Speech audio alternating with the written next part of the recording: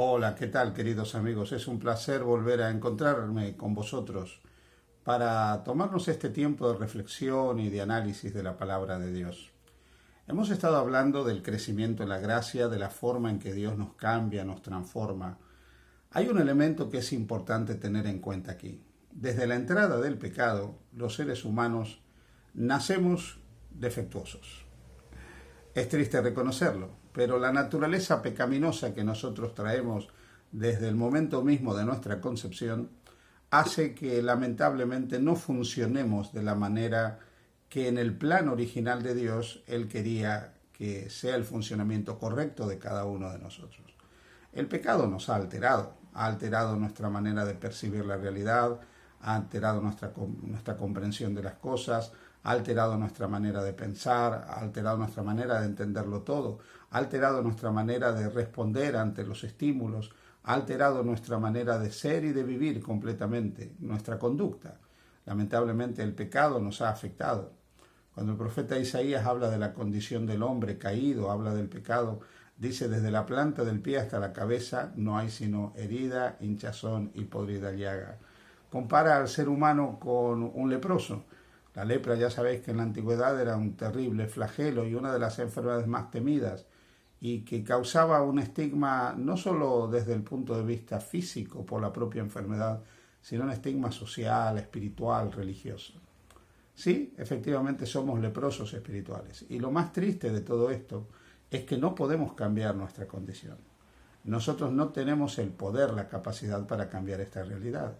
Es más, nuestra lucha no es una lucha de iguales, porque nosotros no podemos luchar contra el autor del mal, del dolor y del sufrimiento, no podemos luchar contra el autor del pecado. En la carta a los Efesios, el apóstol San Pablo habla de esta realidad. En el capítulo 6, dice a partir del versículo 10, por lo demás, hermanos míos, fortaleceos en el Señor y en el poder de su fuerza. Aquí está la clave. Fortalecernos en el Señor y en el poder de su fuerza. La fuerza nunca está en el ser humano. Nosotros no tenemos una fuerza inherente en cada uno de nosotros para poder resistir el pecado, para poder resistir el mal. La fuerza tiene que ser algo que venga de fuera de nosotros, tiene que haber algo externo a nosotros que tome realmente el control. Y en el versículo 11 Pablo nos dice, vestíos de toda la armadura de Dios para que podáis estar firmes contra las acechanzas del diablo. Ahí está el enemigo. El enemigo es el autor del mal, del dolor, del sufrimiento, es Satanás, con sus argucias, con sus acechanzas, con sus embustes, con todo lo que él trama, con todo lo que él hace, junto a la tercera parte de los ángeles que lo siguieron en su rebelión y que trata constantemente de hacer imposible nuestro camino de crecimiento en la gracia y en el conocimiento de Jesús. Satanás sabe cuáles son los puntos débiles que cada uno de nosotros tenemos y sabe trabajar perfectamente en cada uno de esos puntos débiles. Pero lo importante es que nosotros comprendamos que podemos en Cristo Jesús tener una vida diferente. El versículo 12 de Efesios 6 dice, porque no tenemos lucha contra sangre y carne, sino contra principados y contra potestades, contra los gobernadores de las tinieblas de este siglo, contra huestes espirituales de maldad en las regiones celestes. Este es el problema. No tenemos lucha contra carne y sangre. La lucha no es contra iguales. Aquí el conflicto es espiritual. Y ya que nosotros somos carnales, estamos condenados a la derrota en este conflicto espiritual. A menos que alguien espiritual tome el control, nosotros no podremos vencer. Por eso es que Jesús dijo, separados de mí, nada podéis hacer. Él sí puede ganar la victoria. Él sí puede luchar contra Satanás y las huestes del mal. Cuando nosotros repasamos la historia de la salvación y simplemente centrándonos en los evangelios y vemos a Jesús enfrentando a las fuerzas del mal, vemos que constantemente derrotaba a los demonios. Así que en Jesús está la seguridad de la victoria. Nuestro problema básicamente es que nos separamos de Jesús. Es que como vivimos desconectados de Jesús, nada bueno podemos hacer. No podemos observar la ley de Dios. No podemos guardar los mandamientos de Dios. Solo la conexión con Jesús permite que nosotros podamos ser obedientes y hacer la voluntad de Dios. Dice el apóstol San Pablo que hay algo que sí debiéramos hacer nosotros para poder enfrentar el mal. ¿Cuál es la parte que nos toca a nosotros? No tenemos el poder, no podemos luchar contra las huestes espirituales, pero ¿cuál es la parte que nos toca a nosotros, que somos seres humanos libres, que pueden elegir, que pueden decidir y que pueden tomar el camino que ellos en un sentido desean? El versículo 13 dice: por tanto, tomad toda la armadura de Dios para que podáis resistir en el día malo y habiendo acabado todo estar firmes. Muy bien, lo que nosotros podemos hacer es tomar la armadura de Dios.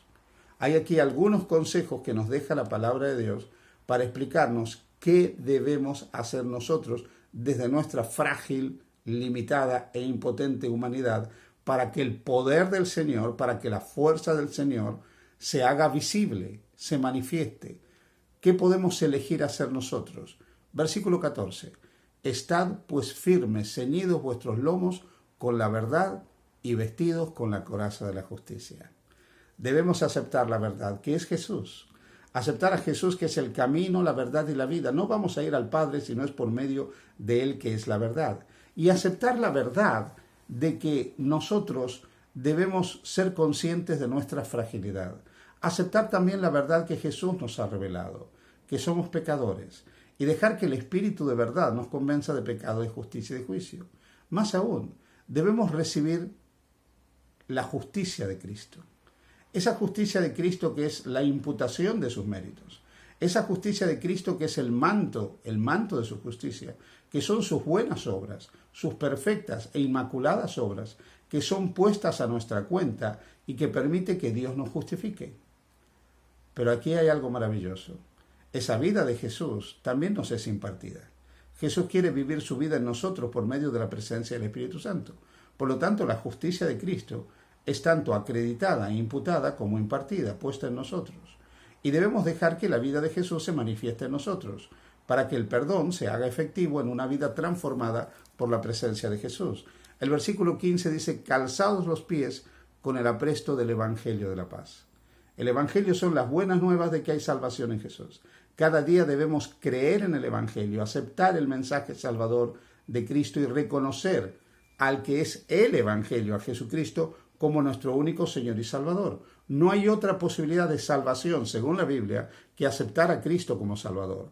Fuera de Cristo no hay salvación. Por lo menos no hay ningún pasaje del Nuevo Testamento que nos diga que fuera de Cristo hay salvación.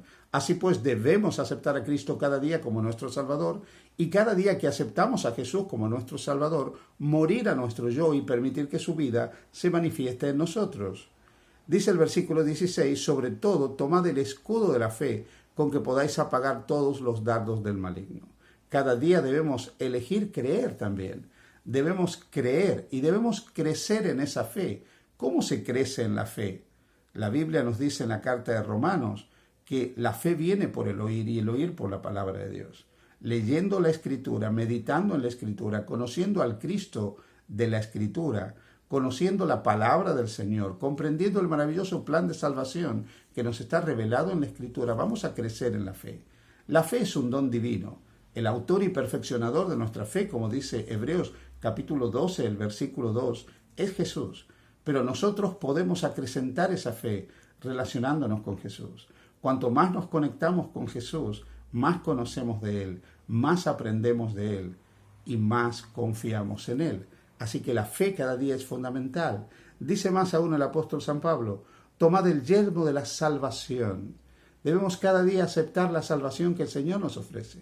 Ese regalo que es la salvación de la culpa y la condenación del pecado por medio de la justificación, y aceptar que el Evangelio también es poder de Dios a través de la salvación del poder del pecado por la santificación, para finalmente, cuando Cristo venga, ser librados de la presencia misma del pecado en la glorificación.